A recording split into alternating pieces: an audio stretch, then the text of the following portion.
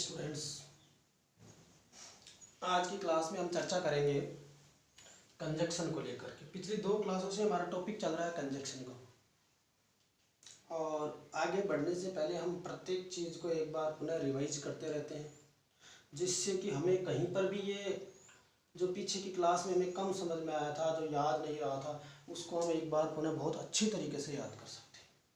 अभी तक हम जहाँ से पढ़ेंगे उससे पहले जो कुछ भी पढ़ा है उसको एक बार मैं कम्प्लीटली पुनः रिवाइज करता हूँ। 2-3 मिनट का टाइम लगेगा उसमें, फिर हम आगे बढ़ते हैं धीरे धीरे।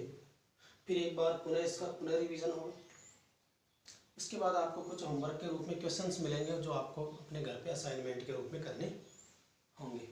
देखिए, आज हम जो चर्चा कर रहे हैं वह है कंजक्शन, जिसका हिंदी मीनिंग होता है संयोजक। और संयोजक का मतलब योजक यानी जोड़ना, और संयोजक यानी आपस में कनेक्ट करना। तो ये अपना बेसिक कंजक्शन का जो टॉपिक है, संयोजक यानी जोड़ना। अब सबसे पहले बात, what is A conjunction? Conjunction होता क्या है, संयोजक होता क्या है, इसकी परिभाषा क्या बनती है?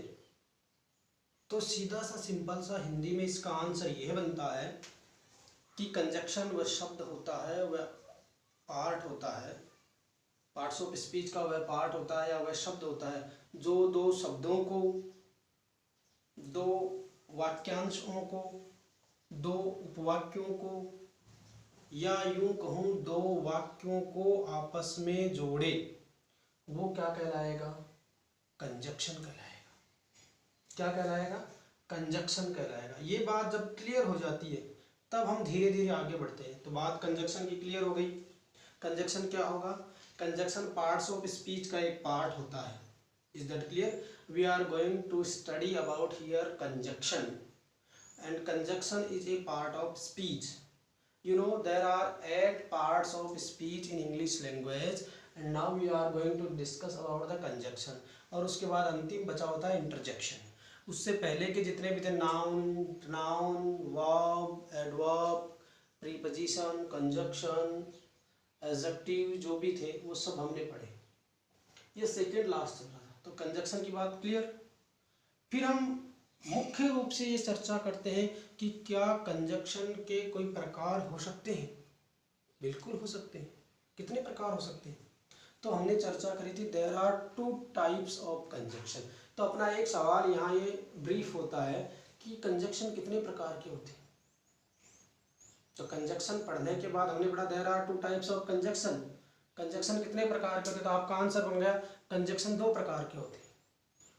फिर मैंने कहा 2 प्रकार के कंजक्शन जो होते हैं वो होते हैं coordinating conjunction and subordinating conjunction.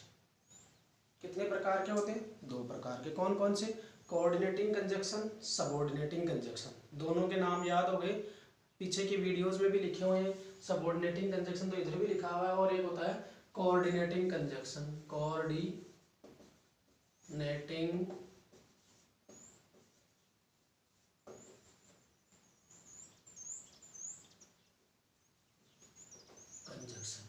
और एक होता है सबऑर्डिनेटिंग कंजक्शन। 2 हो गए, कोऑर्डिनेटिंग कंजक्शन, सबऑर्डिनेटिंग कंजक्शन। ये बात हमने क्लियर कर ली थी।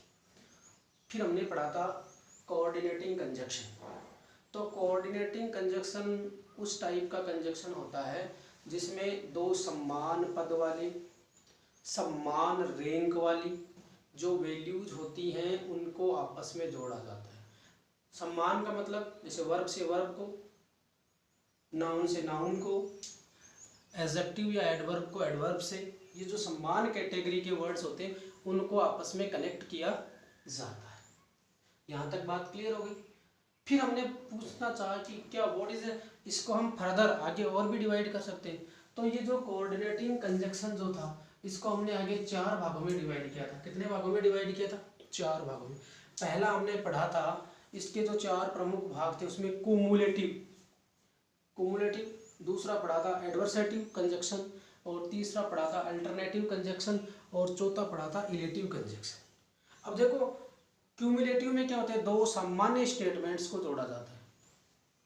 फिर बात करते हैं एडवर्सेटिव। तो एडवर्सेटिव में जो 2 कॉन्ट्रास्ट, विरोधाभासी जो चीज़ें होती है उनको जोड़ा जाता है। अल्टरनेटिव, जैसा कि इसके नाम से ही पता चल रहा है कि इसमें दो अल्टरनेट आते हैं, दो ऑप्शनल आते हैं, दोनों में से किसी एक के बारे में बात करी जाएगी।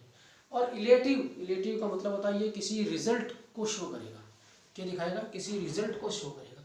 इस तरीके से हमने चार पूरे जो कोऑर्डिनेटिंग कंजक्शन उनको पढ़े थे, उनके एग्जाम्पल समझे थे, और इसके एग्जाम्पल्स को समझने के लिए आप प्रीवियस वीडियो है वो देख सकते हैं। फिर हम बात कर रहे हैं कोऑर्डिनेटिंग के बाद में आती है सबऑर्डिनेटिंग कंजक्शन।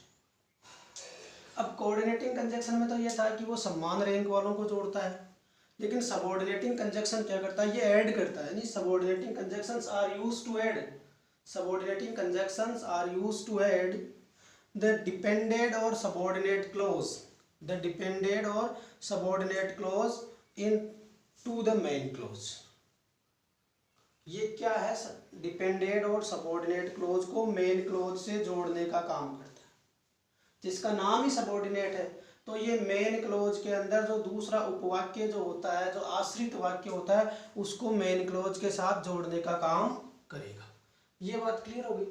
तो हमारी यहाँ तक दूसरा जो इसका टाइप्स होता है सबऑर्डिनेट कंजक्शन, वो सबऑर्डिनेट कंजक्शन क्या होता है? Subordinate conjunctions are used, subordinate conjunctions are used to adding the dependent or subordinate clause to the main clause।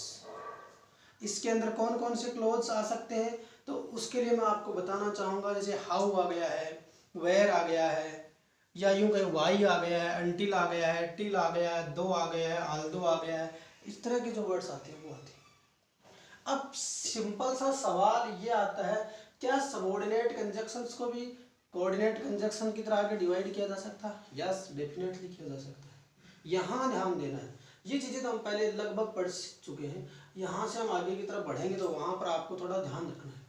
देखिए, टाइप्स ऑफ सबऑर्डिनेट कंजक्शन में हमने पहला पढ़ा था time conjunction, time subordinate conjunction, cause या reason subordinate conjunction, condition subordinate conjunction, purpose subordinate conjunction, result, manner and contrast subordinate conjunction. ये सब तो देखना, time, cause, condition, purpose, result, manner, contrast, comparison और प्लेस भी हो सकता है। तो सबसे पहले हम बात कर लेते हैं, ये लो मैं एक और लिख देता हूँ, प्लेस। ये इस तरह की। तो सबसे पहले हमने टाइम और कॉज की भी कल थोड़ी सी चर्चा करी थी। अब आगे देखते हैं टाइम। टाइम का मतलब होता है समय। सिंपल सी बात है, ऐसा कंजक्शंस जो दो वर्ड्स को, शब्दों को या आपस में जो मेन क्लोज में कुछ जोड़े और वो साथ किसकी बात करें? टाइम की बात करें, तो उसको हम क्या कहेंगे? टाइम क्लोज करें। कौन सा क्लोज हो जाएगा? ये टाइम वाला कंजक्शन हो जाएगा। देखिए, these conjunctions indicate time of action.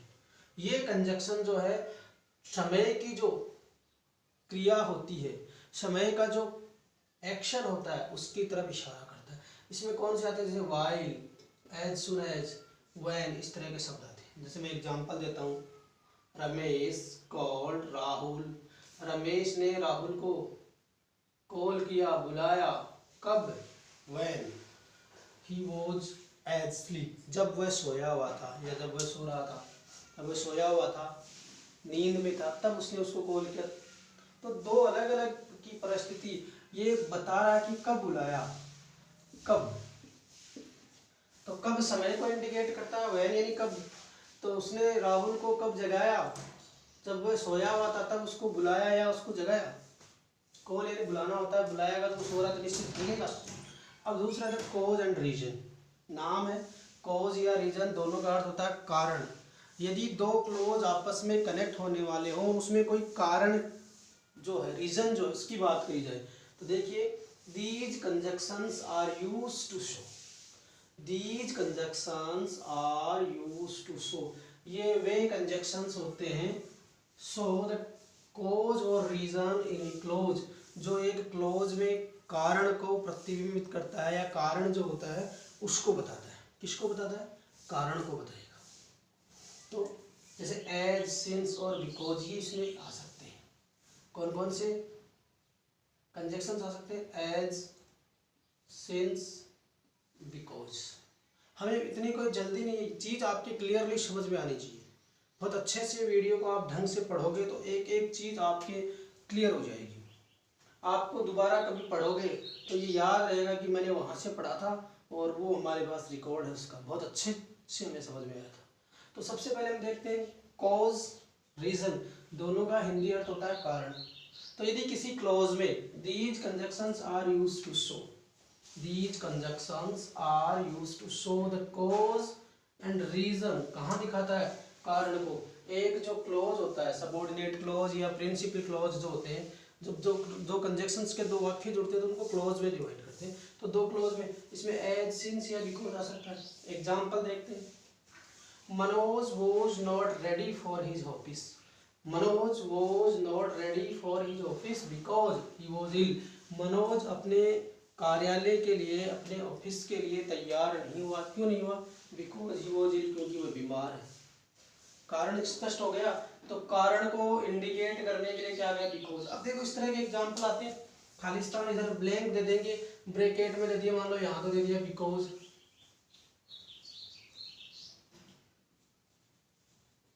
और इधर दे दिया सो।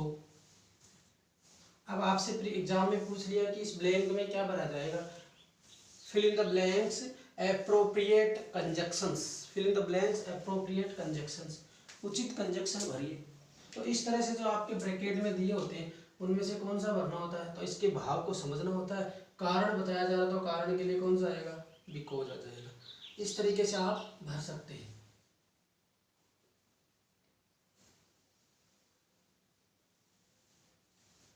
आगे चलते हैं। तीसरा कंडीशन,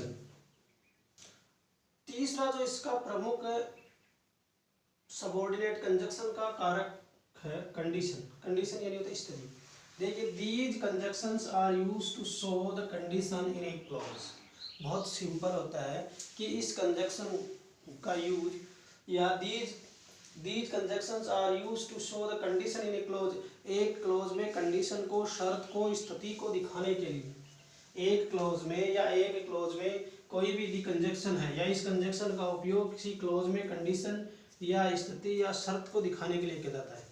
जैसे as, if, unless, provided that, provided and provided that, इस तरह के कंजक्शंस का यूज करते हैं जो कंडीशनल बातें बताते हैं।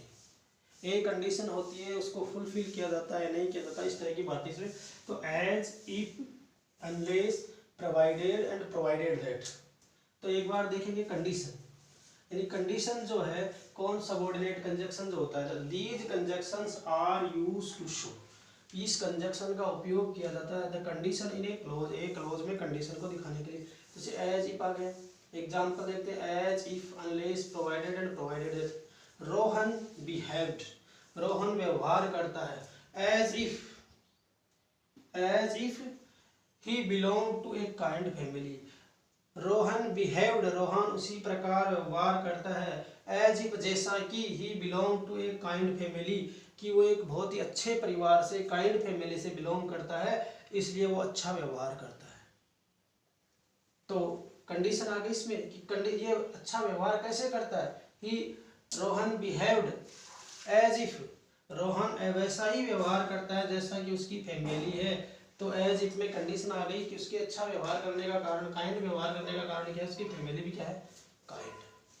You can buy this guitar provided that you spare 20,000 rupees.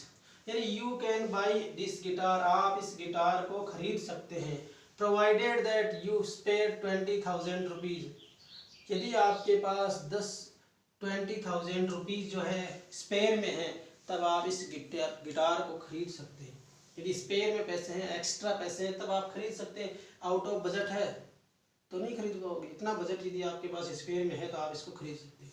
तो इसमें एक कंडीशन आ गई, गिटार कब खरीदा जाएगा, 20,000 रुपीज़ यदि आपके पास स्पेयर में है तब आप इस गिटार को खरीद सकते हो। तो एक तरफ कंडीशन है, गिटार खरीदने की कंडीशन क्या है, 20,000 रुपीज़, इसलिए हमने यहाँ प्रोवाइडेड दैट का यूज कर दिया।